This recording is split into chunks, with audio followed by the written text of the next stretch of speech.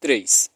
Chego aos arredores, ao sul de Urbana, ao nascer do sol, na metade do caminho, exatamente no horário.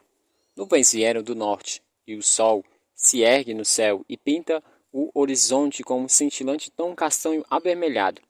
Vou me esconder entre as árvores até cair da noite. Depois vou atravessar os campos abertos para o oeste da cidade e rezo para que a cobertura de nuvens aguente por algum tempo, pelo menos até eu alcançar outra vez a rodovia do outro lado. Conforme Urbana acrescenta alguns quilômetros ao trajeto, contornar Urbana acrescenta alguns quilômetros ao trajeto. Porém, a única coisa mais arriscada do que passar por uma cidade durante o dia é tentar o mesmo durante a noite. É tudo sobre risco. A névoa se ergue do chão gelado. O frio é intenso. Ele pressiona minhas bochechas, faz meu peito doer a cada respiração.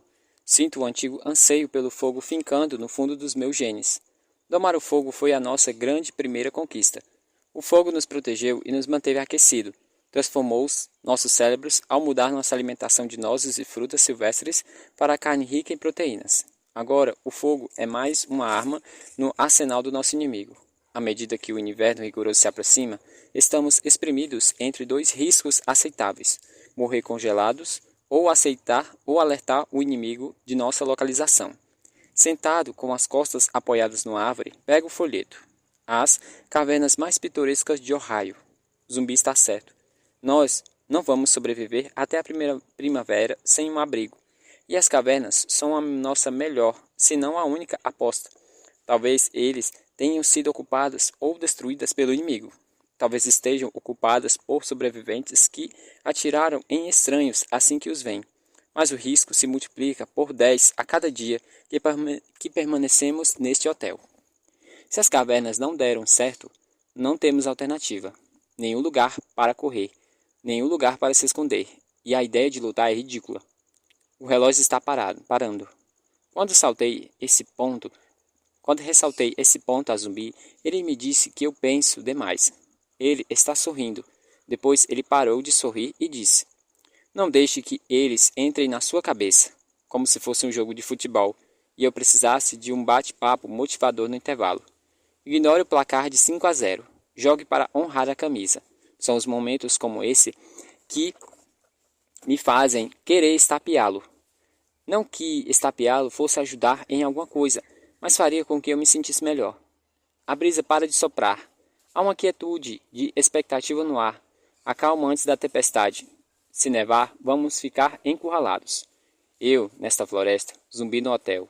Ainda me encontro a cerca de 35 quilômetros das cavernas. Devo me arriscar a atravessar os campos abertos em pleno dia ou a enfrentar a neve esperando pelo menos até o anoitecer? De volta à palavra que começa com R, tudo gira em torno de risco. Não só o nosso, o deles também. Encerrando-se em corpos humanos, criando campos de extermínio, treinando crianças para consumar um genocídio. Tudo isso é loucamente arriscado, estupidamente arriscado. Como Evan Walker, contraditório, ilógico e muito estranho. Os primeiros ataques mostraram uma eficiência brutal. Eliminaram 98% da população e até a quarta onda fez algum sentido. É mais difícil tomar uma residência significativa quando não se pode confiar um no outro. Mas depois disso, a brilhante estratégia deles de começar a se desfazer. Começa a se desfazer. 10.000 anos para planejar a erradicação dos humanos da Terra, e isso é o melhor que consegue fazer? É essa pergunta que eu não consigo evitar que fique se revirando na minha cabeça, desde Tea Cup e a Noite dos Ratos. No interior da floresta, atrás de mim à esquerda, um leve gemido corta o silêncio. Reconheço o som imediatamente. Eu ouvi milhares de vezes desde que eles chegaram. Nos primeiros dias, ele era quase onipresente. Um constante som de fundo, um zunido de tráfego numa rodovia movimentada. O som de um ser humano sofrendo. Tirar o colar da mochila e ajusta a lente com cuidado sobre o olho esquerdo. Vagarosamente, sem pânico. O pânico destrói os neurônios. Eu me levanto e verifico examinando o terreno à procura do revelador brilho verde de um infestado. A névoa recobre as árvores. O mundo está enfeitado de branco. Os meus passos retumbam no chão gelado. A minha respiração é um estrondo sônico. A delicada cortina branca se abre a 20 metros de distância e vejo um vulto caído numa árvore. A cabeça está para trás e as mãos apertadas no colo. A cabeça não brilha na minha ocular, o que significa que ele não é um civil. Ele faz parte da quinta onda. Aponta o rifle na sua cabeça. Mãos, quero ver suas mãos. A boca dele está aberta. Seu olhar vazio, o céu cinzento. Entre os galhos nus cintilantes de gelo. Eu me aproximo. O rifle idêntico ao meu se encontra no chão ao lado dele. Ele não tenta pegá-lo. Onde está o resto do seu esquadrão? Pergunto. Ele não responde. Abaixo a arma. Sou um idiota. Nesse tempo, eu veria sua respiração e não há nenhuma. O gemido que eu vi deve ter sido o último. Prendendo a respiração, dou uma lenta olhada em toda a minha volta, mas não vejo nada além de árvores e névoas. Não escuto nada além de meu sangue rugindo nos meus ouvidos. Aproximo-me do corpo, obrigando-me a não me apressar, para não deixar escapar nada. Nada de pânico. Pânico mata. Arma igual à minha, o mesmo uniforme, e lá está o ocular no chão, ao seu lado. Ele é mesmo da quinta onda. Analiso o rosto. Ele parece vagamente familiar. Deduzo que tem uns 13 anos, a idade de Dungo. Ajoelho-me ao seu lado e aperto a ponta dos dedos no seu pescoço, sem pulso. Abro a jaqueta dele e levanto a camisa ensanguentada para ver o ferimento. Ele foi atingido no ventre por um tiro de alto calibre. Um tiro que não ouvi. Ou ele está ali por algum tempo, ou o atirador está usando um silenciador. Segundo Sullivan, Evan Walker eliminou um esquadrão inteiro sem auxílio, à noite, ferindo uma espécie de ensaio para destruir sozinho uma instalação militar inteira. Na época, achei difícil acreditar na história de Cass. Agora há um soldado morto aos meus pés. Seu esquadrão desapareceu em combate, e eu estou sozinha em silêncio na floresta e a cortina de névoa leitosa branca. Agora, não me parece tão improvável. Pense depressa, não entre em pânico, como um xadrez. Analise as possibilidades, calcule o risco. Tenho duas opções: ficar ali até algo acontecer ou a noite cair, ou sair da floresta depressa. Quem o matou pode estar a quilômetros de distância ou escondido atrás de uma árvore, esperando a chance de um bom tiro. As possibilidades se multiplicam. Onde está o seu esquadrão? Morto? Caçando a pessoa que o matou? E se a pessoa que atirou nele fosse um colega recruta que deu uma de Dorothy? Esqueça o esquadrão. O que vai acontecer se chegar algum reforço? Pego a faca. Em 5 minutos. Faz 5 minutos que eu encontrei. Eu já estaria morta se alguém soubesse que estou ali. Eu vou esperar até o anoitecer, mas tenho que me preparar para as possibilidades de outro transgressor da quinta onda estar vindo em minha direção. Aperta a sua nuca até encontrar uma pequena protuberância sobre a cicatriz. Fique calma, é como xadrez, ataque e defesa. Corto ao longo da cicatriz devagar e desenterro a pelota com uma ponta da faca, onde ela fica suspensa com uma gota de sangue. Então vamos saber onde você está, para mantê-lo em segurança. Risco. O risco de aparecer numa ocular. Do outro lado, o risco de o inimigo fritar o meu cérebro com um toque de um botão. A pelota em seu leito de sangue. A terrível quietude das árvores. O frio tenaz e a neblina que se enrodilha entre os galhos com dedos entrelaçados. E a voz de zumbi em minha cabeça. Você pensa demais. Enfio a pelota entre a bochecha e a gengiva. Burrice. Deveria tê-la limpado primeiro. Sinto o gosto de sangue do garoto. 4. Não estou só. Não posso vê-lo ou ouvi-lo, mas posso senti-lo. Cada centímetro do meu corpo formiga com uma sensação de estar sendo observada. Agora, uma sensação desconfortavelmente familiar presenteia desde o início. O simples fato de que a nave-mãe paira numa órbita nos 10 primeiros dias causou rachaduras no edifício humano. Uma diferente espécie de praga viral. Incerteza, medo, pânico, rodovias congestionadas, aeroportos desertos, salas de emergências lotadas, governos confinados, racionamento de água e combustível, lei marçal em alguns lugares, falta de lei em outros. O leão se abaixa no capim alto, a gazela fareja o ar. A terrível quietude antes do ataque. Pela primeira vez em 10 milênios, sabemos novamente o que é ser uma presa. As árvores estão apinando de covos.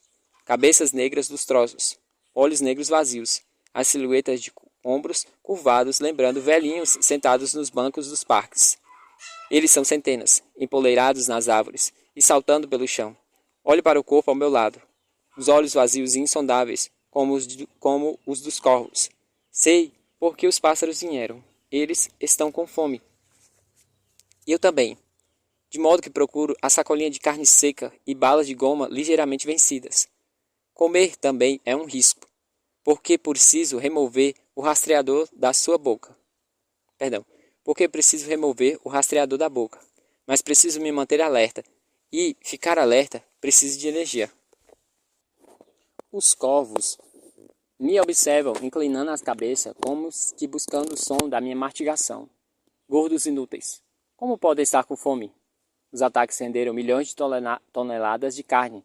No auge da praga, imensos bandos cobriam o céu e as sombras disparando pela paisagem em combustão. Os corvos e outras aves de rapina fecharam o ciclo da terceira onda. Eles se alimentaram dos corvos infectados e depois espalharam o vírus em novos territórios. Posso estar errada. Talvez estivéssemos sozinhos. Ou eu e o garoto morto. Quanto mais segundos passam, mais me sinto segura. Se alguém está observando, só posso pensar em um motivo pelo qual ele não atirou. Ele está esperando para ver se apareceu mais crianças idiotas brincando de soldado. Termino meu café da manhã e escorrego a pelota para dentro da boca. Os minutos se arrastam. Um dos fatos mais desconcertantes sobre a invasão, além de assistir a todos que conhecem e amam morrer de maneiras horríveis, era sentir como o tempo diminuíra seu ritmo enquanto os acontecimentos aceleravam. 10.000 anos para construir essa civilização, 10 meses para destruí-la, e cada dia durava 10 minutos a mais do que o anterior, e as noites duravam 10 vezes a mais do que todos os dias. O único fato mais torturante do que o tédio daquelas horas era o terror de saber que eles poderiam terminar a qualquer instante. Meio da manhã, a névoa se ergue e a neve começa a cair em flocos menores que os olhos dos corvos. Não há um círculo, não há nenhum sinal de vento. A floresta está envolta em um brilho de sonho, branco e brilhante. Se a neve continua fraca, vou ficar bem até a noite. Se eu não adormecer, não durmo há 24 horas e me sinto aquecida, confortável e ligeiramente entorpecida. No silêncio frágil, a minha paranoia só aumenta. A minha cabeça está perfeitamente centralizada na sua ocular. Ele está no alto das árvores, deitado, imóvel como um leão entre os arbustos. Para ele, eu sou um enigma. Eu deveria estar em pânico. Assim, ele não atira, permitindo que a situação evolua. Deve haver algum motivo para que eu fique ali com um cadáver. Não entre em pânico. Não disparo como uma gazela amedrontada. Sou maior do que a soma do meu medo. Não é o medo que irá derrotá-los. Não o medo, a fé ou a esperança, nem tampouco o amor, mas sim a raiva. Dane-se, Sullivan. Dane-se, Sullivan disse para Vosh. É a única parte da sua história que me impressiona. Ela não chorou, ela não rezou, ela não implorou. Ela pensou que tinha acabado e que quando o relógio chega no seu último segundo, o tempo para corar, rezar e implorar. O tempo para corar, acho que está escrito errado aqui. O tempo para corar, rezar e implorar acaba. Dane-se, sussurro. Dizer as palavras faz com que eu me sinta melhor. Digo-as de novo, mais alto. Minha voz é levada para mais longe pelo vento. Um bater de asas no fundo das árvores à minha direita. O petulante crocitar dos corvos e, na minha ocular, um minúsculo ponto verde cintilando entre o marrom e o branco. Encontrei você. O tiro foi mais difícil. Difícil, mas não impossível. Eu nunca tinha manejado uma arma de fogo até o inimigo me encontrar escondida num ponto de parada nos arredores de Cincinnati. Levar-me para o seu acampamento e colocar um rifle na minha mão, momento em que o sargento-chefe de exércitos se perguntou em voz alta se o comando tinha inserido uma especialista na unidade. 6 meses depois, pus uma bala em seu coração. Tem um dom. A luz verde faiscante está se aproximando. Talvez ele saiba que eu vi. Não importa. Acaricio o metal liso do gatilho e pela ocular observo a bolha de luz aumentar. Talvez ele pense que está fora do alcance ou esteja se posicionando para um tiro melhor. Não importa. Talvez não seja um dos assassinos silenciosos de Sullivan. Pode ser talvez um pobre perdido, sobrevivente, esperando resgate. Não importa. Só uma coisa importa agora. O risco. 5. No hotel, Sullivan me contou uma história sobre como atirou num soldado atrás de uma geladeira de cervejas e o quanto se sentiu mal depois. Não era uma arma, ela tentou explicar. Era um crucifixo. Por que isso é importante? Perguntei. Poderia ter sido uma boneca de trapo ou um pacote de balas. Que outra escolha você tinha? Eu não tinha. Isso é o que estou tentando dizer. Sacudi a cabeça. Às vezes a gente está no lugar errado na hora errada e não é culpa de ninguém quando acontece. Você só quer se sentir mal para se sentir melhor. Mal para se sentir melhor? E um forte rubor de raiva se espalhou por sob suas sardas. Isso simplesmente não faz sentido nenhum. Eu matei um cara inocente, mas olhe como eu me sinto culpada, expliquei. O cara ainda está morto. Ela me olha fixamente durante muito tempo. Bem, entendo por que Vosch queria você na equipe. A bolha verde na sua cabeça avança na minha direção, serpenteando entre as árvores, e agora vejo o brilho do seu rifle pela neve lânguida. Tenho certeza de que não é um crucifixo. Abraço o rifle e recosto a cabeça na árvore, como se estivesse cochilando ou olhando os flocos flutuarem entre os cintilantes galhos desfolhados, a leoa no capim alto. Menos de meio metro de distância. A velocidade do projétil de um M16 ao deixar a arma é de 950 metros por segundo, o que significa que lhe restam 5 décimos de segundo na Terra. Espero que ele gaste com sabedoria. Vira o rifle endireitando os ombros e solta a bala que completa o círculo. O bando de corvos dispara das árvores, uma profusão de asas negras e gritos roucos e zangados. A bola verde cai e não se levanta. Espero. Melhor esperar e ver o que vai acontecer em seguida. 5 minutos. 10. Nenhum movimento, nenhum som. Nada além do silêncio ensurdecedor da neve. A floresta paira muito vazia, sem a companhia dos pássaros. Deslizo alguns centímetros com as costas coladas à árvore e fico quieta mais alguns minutos. Agora consigo ver o brilho verde outra vez no chão imóvel. Ando até o corpo do recruta morto. Folhas congeladas estalam nas minhas botas. Cada passo mede o tempo que vai se acabando. Meio caminho do corpo, dou-me conta do que fiz. A capa está deitada, enrodilhada, como uma pequena bola ao lado de uma árvore caída, o rosto coberto por fragmentos de folhas do ano anterior. Atrás de uma fileira de geladeiras de cervejas vazias, um homem agonizante apertava o crucifixo de encontro ao peito. O matador não teve escolha. Eles não deram escolha, por causa do risco. Para ele, para ela, para eles. Eu me ajoelho ao lado dela. Seus olhos estão arregalados de dor. Ela estende as mãos vermelhas escuras para mim na luz cinzenta. Teacup, sussurro. Teacup, o que você está fazendo aqui? Onde está o zumbi? Corro os olhos pela floresta, mas não escuto ou vejo nada, nem ele e nem outra pessoa. O peito dela se ergue e sangue espumoso sai dos seus lábios. Ela está sufocando. Delicadamente, viro seu rosto para o chão para limpar a boca. Ela deve ter ouvido quando falei. Foi assim que me encontrou, pela minha voz. Teacup grita. O som corta o silêncio como uma faca. Salta e ricocheteia das árvores. Inaceitável. Aperto com força os seus lábios ensanguentados e digo para ficar quieta. Não sei quem atirou no garoto que encontrei, mas quem quer que tenha sido não deve estar longe. Se o som do meu rifle não o fizer voltar para investigar, o grito dela o fará.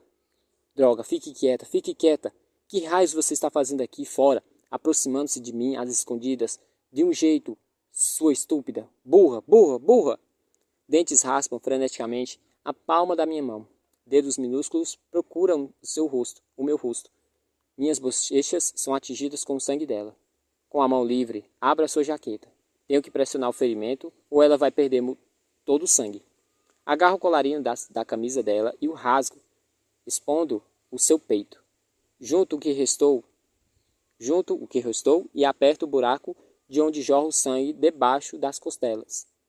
Ela se contorce com meu toque com um soluço estrangulado.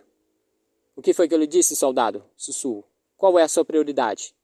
Os lábios escorregadios passam na palma da minha mão. Palavras não saem. Nada de pensamentos negativos, digo a ela. Nada de pensamentos negativos. Nada de pensamentos negativos. Porque pensamentos negativos nos deixam moles. Eles nos fazem ficar moles. Moles, moles. E não podemos amolecer. Não podemos. O que acontece quando amolecemos? A floresta está repleta de sombras ameaçadoras. Escuto um estalo ao longe. Uma bota esmagando um solo congelado? Ou um galho coberto de gelo se quebrando? Poderíamos estar cercados por centenas de inimigos. Ou por nenhum. Repasso rapidamente as nossas opções. Não existem mais e todas são uma droga. Primeira opção, ficamos. O problema é de ficar. Ficar por quê?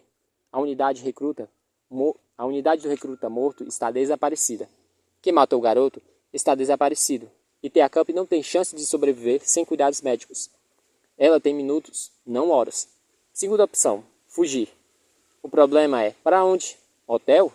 Tea Cup iria sangrar até a morte antes de conseguirmos voltar. E além disso, ela deve ter saído por uma boa razão. As cavernas? Não posso arriscar atravessar a urbana, o que significa atravessar quilômetros de campo aberto e muitas horas a jornada que iria terminar num lugar provavelmente não tão seguro. Existe uma terceira opção, impensável, a única que faz sentido. A neve cai mais forte. O cinza se aprofunda. Ampara o seu rosto com uma das mãos e com a outra pressiona o ferimento. Não sei o que é, mas sei que é inútil. Minha bala atravessou o abdômen. O ferimento é catastrófico. Tea Cup vai morrer. Eu deveria deixá-la, agora. Mas não faço, não posso. É como eu disse a Zumbi na noite em que o campo-abrigo explodiu. No minuto em que decidimos que uma pessoa não importa, eles venceram. E agora minhas opções são a corrente que me prende a ela. Seguro seus braços no horrível e pesado silêncio da floresta, na neve. 6. Coloco-a no chão da floresta com delicadeza, totalmente sem cor. O rosto é somente um pouco mais escuro do que a neve. A boca pende aberta, as pálpebras tremulam. Ela entrou em estado de inconsciência e acho que não vai acordar de novo. Minhas mãos tremem. Estou lutando para não desmoronar. Estou furiosa como o diabo com ela, comigo, com os 7 bilhões de dilemas impossíveis que a chegada deles trouxe, com as mentiras e as enlouquecedoras incircunstâncias, e todas as ridículas promessas mudas, inúteis e estúpidas que foram quebradas desde que eles vieram. Um ventinho bom. Não amoleça. Pense no que importa, aqui e agora. Você é boa nisso. Decida esperar. Não pode demorar muito mais. Talvez depois que ela morra, talvez a fraqueza no meu interior passe e vou poder pensar com clareza. Cada minuto de tranquilidade significa que ainda tenho tempo. Mas o mundo é um relógio prestes a parar e não existe mais coisas com minutos tranquilos. Um segundo depois de decidir ficar com ela, o som monótono dos rotores quebra um silêncio. O ruído dos helicópteros me faz voltar à realidade. Dar-me conta do que importa, além de atirar. É o que sei fazer melhor. Não posso permitir que levem Tea Cup viva. Se a levarem, talvez possam salvá-la. E se a salvarem, farão com que passe pelo País das Maravilhas. Há uma chance mínima de que Zumbi ainda esteja a salvo no hotel. A chance de que Tea Cup não estivesse fugindo de nada e que só partiu para me encontrar. A queda de um de nós nos toca... Peraí. A queda de uma de nós na toca do coelho significa que todo mundo está perdido. Tiro a pistola do coldre. No minuto em que decidimos, gostaria de ter um minuto. Gostaria de ter 30 segundos. 30 segundos seria uma vida. Um minuto seria uma eternidade. Aponto a arma na cabeça dela e a levanto o rosto para o cinza. A neve aterrissa na minha pele, onde tremula um instante antes de derreter. Sullivan tinha seu soldado do crucifixo, e agora eu tenho o meu. Não, eu sou o soldado, e Teacup é a cruz. 7. Então sinto sua presença. A presença do que está parado imóvel no meio das árvores me observando. Olho e vejo a sombra quase imperceptível como forma humana entre as árvores escuras. Durante um momento, nenhum de nós se move. Sei, se me der conta como isso. Sei, sem me dar conta como que foi ele quem atirou no garoto e nos outros membros do esquadrão. E sei que o atirador não é um recruta. A cabeça dele não brilha na ocular. A neve gira, o frio aperta, pisco e a sombra desaparece. Se é que ela esteve ali. Estou perdendo o controle. Variáveis demais. Riscos demais. Tremendo incontrolavelmente. Pergunto-me se eles finalmente conseguiram me quebrar. Depois de sobreviver ao tsunami que levou minha casa, à praga que me tirou minha família, ao campo de extermínio que me fez perder a esperança, a menininha inocente que recebeu minha bala, estou em estado terminal, esgotada, acabada. Era só uma questão de tempo. Nunca se, mas sempre quando. Os helicópteros descem. Tenho de terminar o que comecei com Teacup, ou irei me juntar a ela no chão. Acompanho o cano da pistola com os olhos em seu rosto pálido e angelical até os meus pés. Minha vítima, minha cruz. E os rugidos dos falcões negros se aproximando faz com que meus pensamentos pareçam leves gemidos agudos de um roedor agonizante. É como os ratos, não é Cup. Vamos lá. É como os ratos, não é Cup. Exatamente como os ratos. 8. Os animais inofensivos fervilhavam no velho hotel. O frio tinha matado as baratas, mas as pragas sobreviveram, principalmente percevejos e traças de tapeçaria. E elas estavam famintas. Em um dia, todos ficamos cobertos de picada. O porão para onde tinham sido levados os cadáveres durante a praga pertencia às moscas. Quando entramos, a maioria das moscas tinham morrido. Eram tantas que os corpos negros instalavam sobre os nossos pés quando fomos até lá no primeiro dia. E esse também foi o último em que descemos ao porão. O prédio inteiro cheirava a podridão. Eu disse a Zumbi que abrir as janelas iria ajudar a dissipar o mau cheiro e a matar alguns dos insetos. Ele me disse que preferia ser picado e ter náuseas a morrer congelado. Enquanto sorria para me impregnar em seu charme irresistível. Relaxe, especialista. É só mais um dia na selva dos alienígenas. Os insetos e o cheiro não incomodavam Teacup. Eram os ratos que a enlouqueciam. Eles tinham abertos buracos nas paredes e durante a noite seu martigar e arranhar a mantia e consequentemente a mim, acordada. Ela se agitava e virava, choramingava e reclamava, e quase sempre ficava obcecada, pois praticamente quaisquer outros pensamentos sobre minha situação acabavam no lugar ruim. Numa tentativa vã para distraí-la, comecei a ensinar-lhe xadrez, usando uma toalha como tabuleiro e as moedas como peças. Xadrez é um jogo idiota para pessoas idiotas, ela me informou. Não, é muito democrático, retruquei. Pessoas inteligentes também jogam. Teacup revirou os olhos. Você quer jogar só para me vencer? Não, quero jogar porque sinto falta. É disso que você sente falta? Ela perguntou boquiaberta. Pressionei as moedas na toalha. Não decida o que sente sobre alguma coisa antes de experimentá-la. Eu tinha mais ou menos a idade dela quando comecei. O maravilhoso tabuleiro de madeira sobre o suporte do escritório do meu pai. As peças brilhantes de marfim. O rei carrancudo. A rainha altiva. O cavaleiro nobre. o bispo piedoso e o jogo, a forma como cada peça contribuía em seu poder individual para um todo. Era simples, era complexo, era selvagem e elegante. Era uma dança, era uma guerra, era infinito e eterno, era vida. Centavos são peões, eu disse a ela. Níqueis são torres, moedas de 10 centavos são cavalos e bispos, e as moedas de 25 centavos são os reis e as rainhas. Ela sacudiu a cabeça. Especialista é um idiota. Como pode moedas de 10 centavos e moedas de 25 centavos serem duas coisas? Cara, cavalos e reis, coroas, bispos e rainhas. A frieza do marfim, a forma como as bases cobertas de um feltro se desfilavam sobre a madeira invernizada, como um ribombar sussurrando um trovão.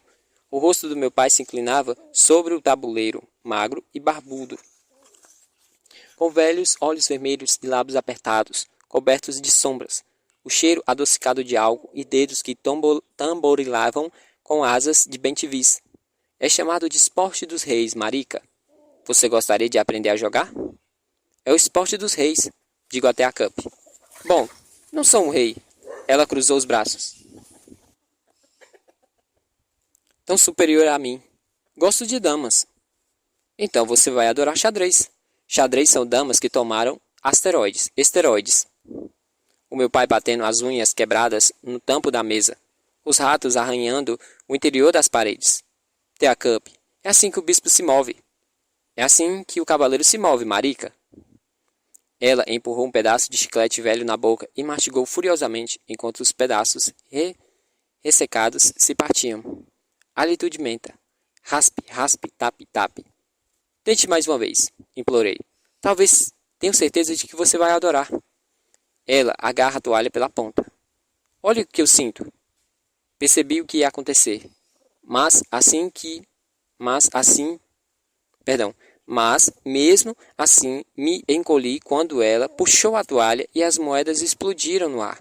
O níquel saltou em sua testa e ela nem piscou. Ai! Tea Cup gritou. Acho que foi checkmate, vaca. Reagi sem pensar e a estapeei.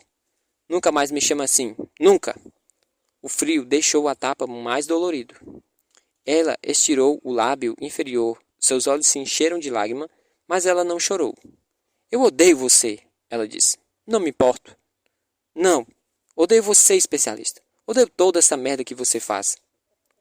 Você sabe que falar palavrão não faz você uma adulta. Então acho que sou uma bebê. Merda, merda, merda, merda. Foda, foda, foda, foda. Ela ia tocar o rosto, mas parou. Não preciso obedecer você. Você não é minha mãe, nem minha irmã, nem ninguém. Então por que ficou grudada em mim, como um carrapato, desde que saímos do acampamento? Uma lágrima caiu. Apontou uma gota. Apenas uma gota escorreu de seu rosto vermelho. Ela estava muito pálida e magra. Sua pele tão luminosa quanto as peças de xadrez do meu pai. Fiquei surpresa pelo fato de que o tapa não ter partido em 1000 pedaços. Eu não sabia o que dizer ou retirar o que tinha dito, de modo que eu não disse nada. Em vez disso, pus a mão em seu joelho. Ela empurrou-o para longe. Quero minha arma de volta, ela disse. Por que você quer sua arma de volta? Para atirar em você. Então não vou devolver sua arma. Você pode devolvê-la para que eu atirar pelo menos nos ratos? Suspirei. Não temos bala o suficiente. Então vamos envenená-lo. Com o quê? Ela jogou as mãos para cima. Certo, colocamos fogo no hotel e eles vão morrer no fogo. É uma ótima ideia, mas acontece que estamos morando aqui. Então, eles vão vencer. Vão ganhar de nós. Um bando de ratos. Sacudi a cabeça. Não compreendi. Ganhar? Como? Ela regalou os olhos, sem acreditar. Especialista atonta. Escute os barulhos que eles fazem. Eles estão comendo tudo. E logo você não vai mais morar aqui, porque não vai ter mais aqui para morar. Isso não é ganhar, declarei. Eles também não teriam uma casa. Eles são ratos, Esp. Eles não estão prevenidos. Não são ratos, pensei naquela mesma noite, depois que ela finalmente adormeceu ao meu lado. Escutei nas paredes, mastigando e arranhando e guxando. Algum dia, com a ajuda do clima, dos insetos e do tempo, o velho hotel iria desabar. Dali a 100 anos, iria sobrar apenas os alicerces. Dali a 100 anos, não sobraria nada. 1000 anos, perdão. Seria como se nunca tivesse existido. Quem precisava do tipo de bombas usadas no campo-abrigo quando eles podiam voltar a forças. Perdão. Quem precisava do tipo de bombas usadas no campo-abrigo quando elas podem voltar às forças da natureza contra nós? Teacup tinha colocado o corpo ao meu lado com força. Sob os montes de cobertas, o frio era implacável. Inverno, uma onda que não precisava controlar. O frio iria matar mais outros milhares. Nada do que acontece é insignificante, Marika. Meu pai me disse durante uma das aulas de xadrez. Cada lance importa. A capacidade está em compreender quando, cada vez, sempre. Isso me incomodava. O problema dos ratos. Não o problema de Teacup. Não o problema com os ratos. O problema dos ratos. 9. Vejo os helicópteros se aproximando entre os galhos desfolhados, vestidos de branco. 3 pontos pretos em contraste com o cinza. Tenho segundos. Opções. Matar Teacup e me arriscar enfrentando os 3 falcões negros equipados com mísseis Hellfire. Deixar Teacup para ser morta por eles. Ou pior, ser salva. Última opção. Acabar com as duas. Uma bala para ela e outra bala para mim. Não sei se Zumbi está bem. Não sei se alguma coisa, se é que houve alguma coisa, faz Teacup sair do hotel. O que sei é que nossas mortes podem ser a única chance de viver. Obrigo-me a apertar o gatilho. Se puder atirar a primeira bala, a segunda vai ser muito mais fácil. Digo a mim mesma que é tarde demais. Tarde demais para ela. Tarde demais para mim. Seja como for, não há como evitar a morte. Não é uma lição que eles vêm martelando em nossos ouvidos há meses? Não há como se esconder nem como fugir dela. Adia por um dia, e ela certamente vai encontrá-lo no dia seguinte. Ela parece tão linda, até irreal, aninhada em um abrigo de neves, os cabelos negros brilhando como ônix. Sua expressão no sono a indescritível serenidade de uma estátua antiga. Sei que matar as duas é a única opção com menor risco para a maioria das pessoas. E penso novamente nos ratos e como, às vezes, para passar as intermináveis horas, Teacup e eu tramávamos uma campanha contra os animais nocivos com estratagemas tácitas, ondas de ataque, cada uma mais ridícula do que a outra, até que ela explodira numa risada histérica. Eu lhe dei o mesmo sermão que dei ao Zumbi no estande de tiro. A aula agora que me lembro. O medo que une o atirador, o matador à presa, e a bala que liga os dois por um cordão de prata.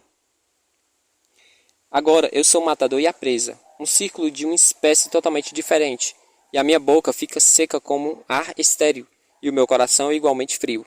A temperatura da verdadeira ira é zero absoluto, e a minha mais profunda que o oceano, mais ampla do que o universo. Assim, não há esperança que me faz voltar a escorregar a pistola de volta ao coldre. Não é a fé, e certamente não é o amor, é ira. Ira e o fato de que ainda tenho um implante de um recruta morto alojado entre a bochecha e a gengiva. 10. Eu a levanto. A cabeça dela cai sobre o meu ombro. Ando entre as árvores. Um falcão negro troveja acima. Outros 2 helicópteros se separam. Um para o leste e outro para o oeste, impedindo qualquer fuga. Os galhos altos e finos se curvam. A neve cai de um lado do meu rosto. Teacup não pesa nada, e é o mesmo que carregar um saco de roupas velhas. Saímos do meio das árvores quando o falcão negro se aproxima, rugindo vindo do norte. A rajada de ar chicoteia meus cabelos com fúria de um ciclone. O helicóptero paira acima de nós, e agora estamos imóveis, paradas no meio da estrada. Chega de correr, chega! Abaixo Teacup, no chão negro. O helicóptero está tão perto que posso ver o visor preto do piloto, a porta aberta e o amontoado de corpos no interior. Sei que estou sob a mira de meia dúzia de armas, e eu e a garotinha aos meus pés. E cada segundo que passa significa que sobrevivi mais um segundo e que cada segundo aumenta a probabilidade de que irei sobreviver ao próximo. Pode não ser tarde demais. Não para mim, não para ela. Ainda não. Eu não brilho em suas oculares. Eu sou um deles. Deve ser certo. Devo ser, certo? Tiro o rifle do ombro e escorrego o dedo pelo guarda-mato.